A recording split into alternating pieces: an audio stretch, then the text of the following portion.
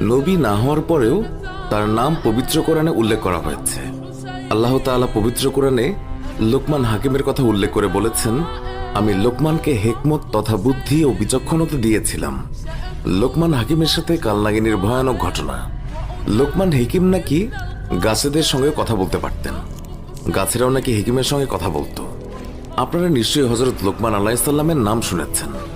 তিনি ছিলেন প্রাচীন যুগের একজন পণ্ডিত ও জ্ঞানী ব্যক্তি। একদিন লোকমান হাকিমের এক বাদশা বন্ধু জঙ্গলে হরিণ শিকারে বের হলেন। বাদশার মনে ভয় ডর একদম ছিল না। বাদশা ছিলেন খুবই সাহসী। সাহসী বাদশা তীর ধনুক তাক করে এদিক সেদিক তাকাচ্ছে আর এগোচ্ছে। এদিকে বাদশার কানে মানুষের কান্নার আওয়াজ আসছে। অতি নিকটেই কে যেন কাঁদছে, সেও আবার মেয়ের গলায়। বাদশা জোরে বলতে লাগলো, কে তুমি কাঁদছ? তুমি কে?